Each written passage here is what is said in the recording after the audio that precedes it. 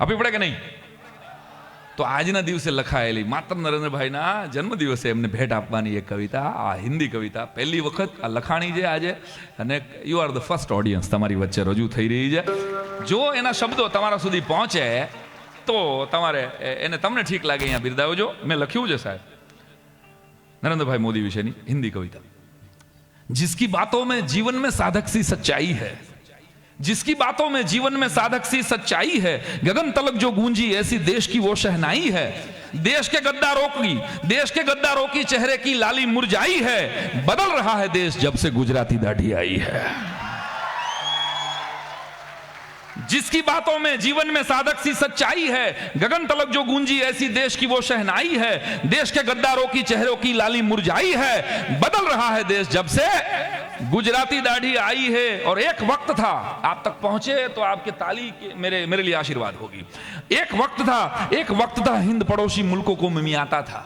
एक वक्त था हिंद पड़ोसी मुल्कों को मिमियाता था. सरहद पर गोली के बदले हाथ जोड़ थर्राता था. एक वक्त था हिंद पड़ोसी मुल्कों को मिमियाता था. सरहद पर गोली के बदले हाथ जोड़ थर्राता था. अरे सरेआम कोई वंदे मातरम गाने से चिल्लाता था. घोटालों से विस्फोटों से तंग आकर टूट जाता था. लोकतंत्र में लोक शक्ति से जिसने अलख जगाई है, दुश्मन के खेमे में जाकर पट्टी उसे पढ़ाई है. घटनाओं तमे जोड़ी लेजो साहब. लोकतंत्र में लोक शक्ति से जिसने अलख जगाई है, दुश्मन के खेमे में जाकर पट्टी उसे पढ़ाई है. और जिसका जज्बा देख के चीनी ताकत भी हकलाई है. बदल रहा है देश जब से गुजराती दाढ़ी. तमारे बोलવું પડે, गुजराती दाढ़ी आई है. तमारे बोलવું પડે भाई. बदल रहा है देश जब से, बदल रहा है देश जब से गंगा को स्वच्छ करने की जिन्होंने कस्में खाई है, गंगा को स्वच्छ करने की जिन्होंने कस्में खाई है, अवधपुरी की आजादी पर भारत मां मुस्काई है. अरे गंगा को स्वच्छ करने की जिन्होंने कस्में खाई है, अवधपुरी की आजादी पर भारत मां मुस्काई है. और हीरा मां का बेटा उज्जवल भारत की परछाई है. बदल रहा है देश जब से, बदल रहा है देश जब से गुजराती दाढ़ी आई है. और यहां तक तो भूतकाल था पाटिल साहब, लेकिन एक कवि, एक भारतीय क्या वो भी चाहते हैं, लेकिन मैं क्या चाहता हूं, आज बर्थडे पर तो गिफ्ट दी जाती है, आज मांग रहा हूं एक कवि होने के नाते है. तो ये आखिरी बंद में पूरे हिंदुस्तान में क्या होना चाहिए अब एक कवि के नजरिए से?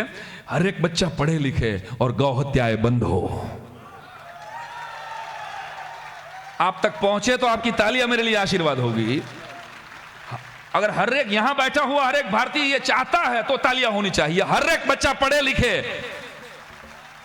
हर एक बच्चा पढ़े लिखे, हर एक बच्चा पढ़े लिखे और गौ हत्याएं बंद हो. हर एक बच्चा पढ़े लिखे और गौ हत्याएं बंद हो. स्वदेश की ही सारी चीजें सब खरीदे प्रबंध हो. हर एक बच्चा पढ़े लिखे और गौ हत्याएं बंद हो. स्वदेश की ही सारी चीजें सब खरीदे प्रबंध हो. भेदभाव से मुक्त हो भारत, सबका यही निर्बंध हो. कोई कौमवाद नहीं, कोई ज्ञाति नहीं, मात्र राष्ट्र. भेदभाव से मुक्त हो भारत, सबका यही निर्बंध हो. और राष्ट्र प्रेम से, राष्ट्र हित से सबका सिर्फ संबंध हो. और अगली दो लाइन जिसमें मैंने सब कुछ कह डाला है, पूरी कविता का प्राण पाटिल साहब इसमें है कि हर एक बच्चा पढ़े लिखे और गौ हत्याएं बंद हो. स्वदेश की ही सारी चीजें सब खरीदे प्रबंध हो. भेदभाव से मुक्त हो भारत, सबका यही निर्बंध हो. राष्ट्र प्रेम से, राष्ट्र हित से सबका सिर्फ संबंध हो. और ये लाइनें कि भगत सिंह की, पृथ्वीराज की जहां समाधि आई है, शायद किसी को न मालूम हो तो बता दो, भगत सिंह की समाधि लाहौर में है और पृथ्वीराज चौहान की समाधि अफगानिस्तान में है. अब मेरी कविता का प्राण सुनिएगा कि भगत सिंह की, पृथ्वीराज की जहां समाधि आई है, वहां तक तुम भारत फैलाओ, तुमको राम दुहाई है.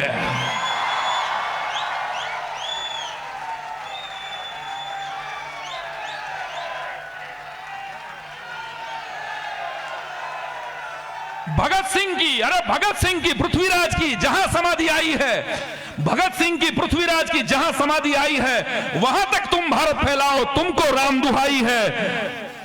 और गीत तुम्हारा गाया वो भी दाढ़ी वाला साईं है.